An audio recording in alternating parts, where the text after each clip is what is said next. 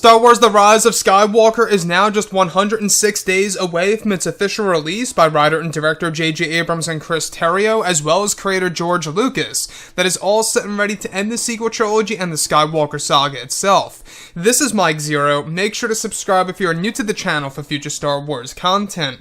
You know, ever since the release of the second teaser trailer, a lot of people have been very excited about the future of the franchise and exactly how Episode 9 is going to be used by director J.J. Abrams and exactly where it's going to bring our characters of Rey, Kylo, Palpatine, and more in this story, and where they're going to actually end up being within the third act of Episode 9.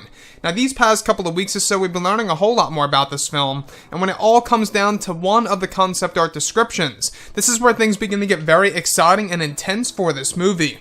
Now, specifically, a description of Rey inside of a strange cave, where it's said that she begins to hear whispers of ancient Sith Lords, as well as the voice of Darth Sidious/Palpatine. It's explained that as Rey enters the dark cave, a double-bladed red lightsaber begins to ignite, where the figure is in a black outfit with a hood over its head. The figure is said to be a vision of Rey's dark self, of what Palpatine is showing her, of what she could become, leading to a moment where the saber snaps downward into a full double blade.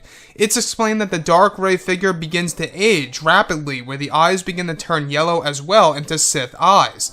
The dark Rey sequence is said to eventually show a far older version of Rey as a Sith Lord, where she is older and standing next to Kylo Ren, with his new single-bladed lightsaber. However, unlike Kylo's vision, Palpatine is not seen on his throne in this vision of the future for Rey. The vision Rey witnesses shows the alliance of Rey and Kylo as Sith Lords, that Rey begins to get frightened of, and she begins to back up into the corner of the cave, where she begins to shed a couple of tears while closing her eyes, yelling, "No." So, let's go over a couple of parts about this, and why, of course, this is a huge parallel to that of The Empire Strikes Back. Two things. This is a vision. This is directly resembling, of course, the scene between both Luke and Vader on Dagobah. Number two is, of course, Rey yelling out, "No." Now, that is yet again another parallel to that of course, The Empire Strikes Back, where Luke Skywalker is yelling no because he hears the truth about how his father is Darth Vader. Now, mind you, they already did that in The Force Awakens, where Han Solo gets killed and Rey yells out no, but this is more in the sense of Rey is trying to deny, or is trying to hide the fact that this could very well be a possible future of herself, and the type of road that she's really going down in The Rise of Skywalker.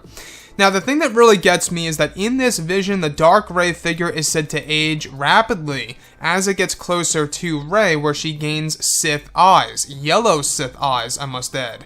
So, that's the great thing about Episode 9, is that it is going to have dark elements just like this that's really going to be quite freaky and creepy as well for the characters of Rey and Kylo Ren.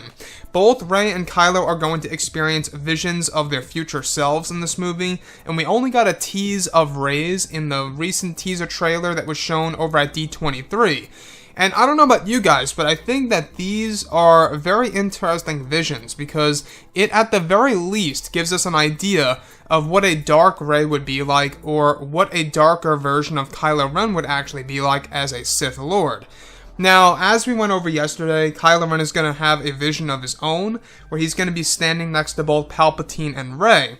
However, for this vision involving Rey, she's only next to Kylo Ren, which could indicate that one of the possible futures could actually involve Kylo Ren destroying Palpatine once and for all, and taking Rey by his side.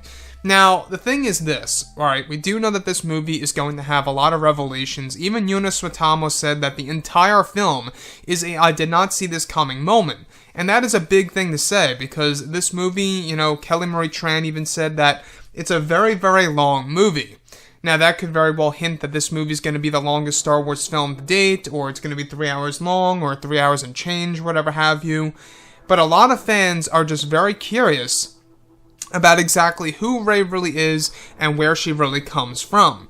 We do know that she has a dormant dark side power that is going to be unveiled in The Rise of Skywalker and experimented with by JJ, and that's actually going to be a big part of the plot of this movie is, of course, how Rey handles that dark side power that lies dormant within her.